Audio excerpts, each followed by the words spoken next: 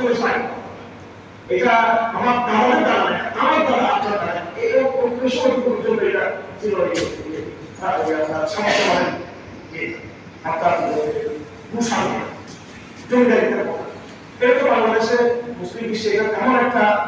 জনগণের মধ্যে করতে পারে, কিন্তু ইউরোপের গ্রন্থ রচনা ছিল সম্ভব। আর রাজব্যবস্থা ছিল রাজতন্ত্র, শিক্ষা এবং আইন এই দুটো জিনিস ছিল ফেডারেল। মানে এই যে কাছে কুসংস্কার বিভক্ত ছিল, রাজতন্ত্র তারা আমাদের ছিল আর তোমরা শিক্ষা এবং আইন বিচার করতো, প্রত্যেকের বিচার মানুষকে শিক্ষা দিতে হতো, মানুষ বিচার মুক্তি ছিল, মানুষকে তারা কর্মশিক্ষা দিত, শিক্ষা তারা দিত, বিচার করা হতো। এরপর যাকে পানি প্রবেশের মাটিতে একটা অপরাধী সে অপরাধী তাকে তারা আমার আসলে উদ্দেশ্য কিছু বছরের ভিডিওটা কিন্তু লম্বা উপস্থিতি আছে কিছু করা হচ্ছে। এই যে তিনটা ইউরোপ দেশ শাসন করতো, অর্থনৈতিক সামন্তবাদী এলিট এবং রাজতন্ত্রের রাজনৈতিক এলিট এবং এই ধর্মকারকদের ধর্ম সাংস্কৃতিক এবং লিগ্যাল পার্টি বিষয়ে যে এলিট যারা ছিল তারা ওই জায়গা থেকে মানুষকে শাসন করতে দিতেছে। এই তিনটা সংস্কৃতি এবং কালচার ইউরোপে একবার স্থাপন ছিল শত শত হাজার বছর।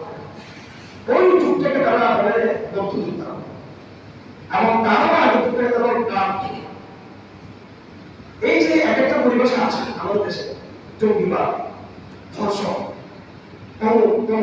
স্বাধীনতা, মুক্তি, এগুলো আসলে কাদের কারণে, কাদের কারণ, কাদের শব্দ। এই শব্দগুলো আমরা একেবারে অন্ধভাবে বিশ্বাস করতেছি। এই শব্দগুলো দেখতে যত সুন্দর, ডেমোক্রেসি গণতন্ত্র যত অদ্ভুত, কার এটা আপনি চিন্তা করার দরকার ছিল। এই শব্দগুলো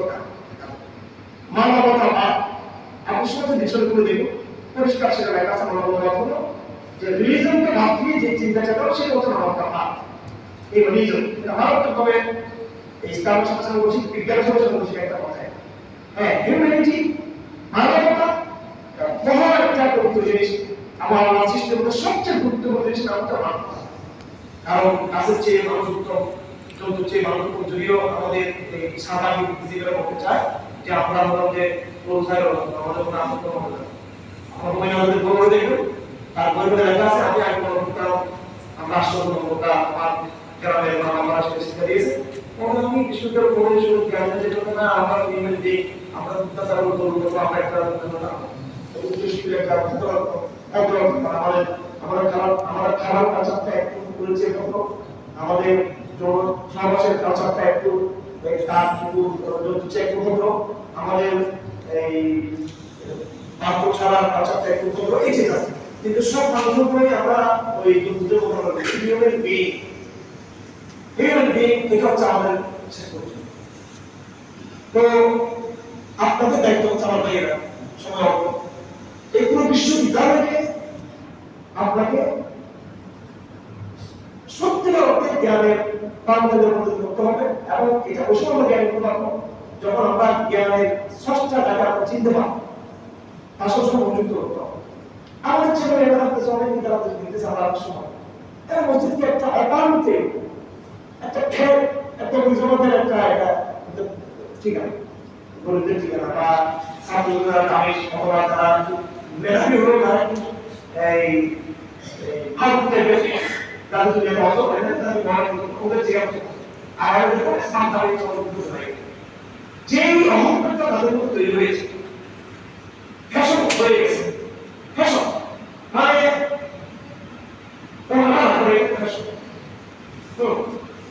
তারপরে আমাদের যে কথাবার্তা স্টাইল, এই ধর্ম থেকে বিচ্ছিন্ন হয়ে যে একটা ফ্যাশন নিয়েছি, এই সেগুলো দেখতে চাই না, যেটা তৈরি হচ্ছে আমাদের ইনস্টিটিউশনে। একটা কৃষক ইসলাম কোন চ্যালেঞ্জ চলে একটা শ্রমিক বাংলাদেশের কোন প্রতিবন্ধী তৈরি করবে এবং দেখবেন আপনি আমাদের বিয়ে হবে। আমরা যখন আপনার সাথে কথা বলি, আমাদের শ্রমিক কৃষক যারা শ্রেণী তাদের সত্য কথা কেউ তাদের সাথে আপনি সত্যি দিয়ে বাস্তবতা পাই না। আমার খুব সুন্দর ভাবে বলতে হবে আর এটা তো শুদ্ধ ভাষা আমার পর্যন্ত কখনো বাদ দিতে পারবে না। এটা বলছে আমাকে নাম আমাকে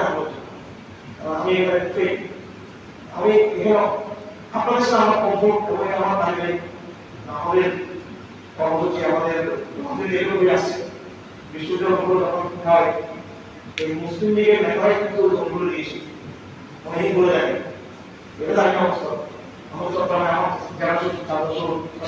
অনুদান চৌধুরী উনি পুরা স্পিকার একটা সময় দায়িত্ব ওই সময় পেয়েছিলাম সবগুলো করছে ঢাকা বিশ্ববিদ্যালয়ের রাজনীতি আসলে তারা ওনার সাথে আমার কাছে খুব ভালো সম্পর্ক আর আমার দাদা তখন বিদেশ শিক্ষার জন্য বলতে গিয়েছিলেন এই সময় তিনি আসলে আমি দরকার গিয়েছিলেন আসলে আমাদের এইভাবে জায়গাতে টাকা বিশ্ববিদ্যালয় তো এখন আমি এই উনি যাচ্ছিলেন এই বিশ্ববিদ্যালয়গুলোর যে ব্যাকগ্রাউন্ড এই ব্যাকগ্রাউন্ডের সাথে একটি গীতের সম্পর্ক আছে যখন পৃথিবীতে স্কুল ছিল না কলেজ ছিল না বিশ্ববিদ্যালয় ছিল না পৃথিবীতে সমস্ত ইউরোপের গির্জা ছিল আর মুসলিম দেশে মসজিদ ছিল আপনি স্পেনের মুসলিম সম্প্রদায়গুলিকে দেখবেন যে কর্পোরা যারা মসজিদে গেল স্পেনে জাইতুনিয়া ইউরোসে সব জায়গায় মসজিদ কেন্দ্রিক সম্পর্ক এখন আমি মুসলিম খেলার কথা বলছি না জন্য যে ওটা হলো আমাদের কাছে একটা স্মার্ট অবশ্য মুসলিম ইসলামী জ্ঞান বিজ্ঞানের এই প্রভাবটা যখন নাকি বিদ্রোহ যখন যায় এগুলো যে বিপ্লবটা হয়েছে আমরা যে স্বাধীনতা যেটা হলো টিচার ডিস্টার্ব হলো না এই ক্ষমতার পূর্ণতা ভেঙে দিল তারপরে তারা সামন্তবাদকে ভেঙে দিল এরপরে তারা রাষ্ট্রপতিকে ভেঙে দিল তারপরে চলে আসলো রাষ্ট্রপতির জায়গায় চলে আসলো গির্জার জায়গায় ধর্মের এবং বাচ্চা করে চলে আসলো আর সামন্তবাদের জায়গায় ব্যবসা বাণিজ্য শিল্প পুঁজিবাদ চলে আসলো এই তিনটা সিস্টেম বিদায় নিয়ে নতুন তিনটা সিস্টেম রেগুলেট হয়ে গেল তো এই সংগ্রামটা হয়েছে ইউরোপে এই সংগ্রামটি প্রেরণা যে একটা যে জোর ছিল জোর করতে মানুষ আবার জোর করতো সমাজ জোর করতো এটা বিদ্রোহ এবং বড় বিদ্রোহ দেখানো বসে বড় মুসলিম নেই মুসলিমদের সময় বাবা আনন্দ হয়েছে তারা আনন্দ হয়েছে মুসলিমরা আনন্দ হয়েছে তারপর তারা আন্দোলনটা আনন্দ হয়েছে ছিল কিন্তু তখন মুসলিম সমাজের মধ্যে সামাজিক কোনো রেভলিউশন সামাজিক কোনো একটু বলবো সমাজ কোনো বিদ্রোহ এবং অত্যাচার নয় কোনো সমাজ অত্যাচার নয় যে আমরা সেখানে এগেন্স্ট আমরা সেখানে এগেন্স্ট কোনো বিদ্রোহ নয় না বাসে হবে না বলি হবে না তুমি হবে কোনো সময় কোনো আলোচনা বিদ্রোহ কোনো মন্ত্রী বিদ্রোহ কোনো রাজনীতি কোনো সময় ধর্ম বিদ্রোহ হয় জাতীয় বিদ্রোহ আদর্শিক বিদ্রোহ হয় কারণ এই অবস্থাটা হয়তো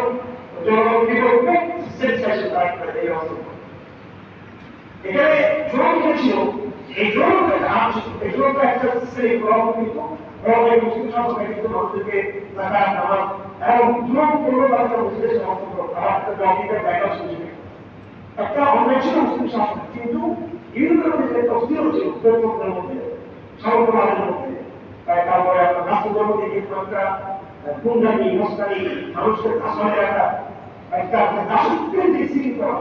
এবং বড় দাসত্বের শৃঙ্খল কখনো মুসলিম আমলে কোথাও তৈরি হবে যখন বিদ্রোহ তৈরি হবে বিদ্রোহ হয়েছে কোথায় ব্যবসা শুরু হয়েছে ইউরোপে যেগুলো ধর্ম করে আমরা ধর্ম করে ব্যবসায়িক হবে এবং চমৎকার বিষয় দেখুন ব্যবসায়িক হবে কিন্তু মুসলিম বিশ্বে কেন বিদ্রোহ হয় সমাজ বিদ্রোহ কেন হয় পুরো একটা ধর্মীয় সমাজ নিজেরা বিদ্রোহ করে পুরো আনন্দ ধরে করে কি যেগুলো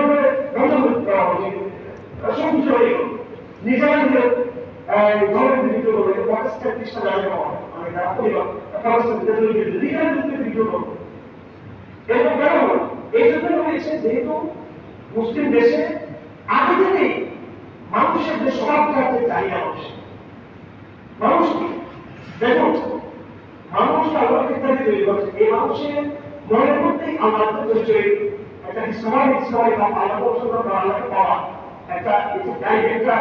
কিন্তু আওয়াজ প্রথম আছে ধর্মের যে প্রবণতা এই মানুষের অন্তর্ভুক্ত আছে এটা ইসলাম ধর্ম পাওয়া কিছু মানুষ কেন পাবে ইসলাম ধর্ম জেনারেশন আফটার জেনারেশন ইসলামকে তারা ধারণ করেছে এবং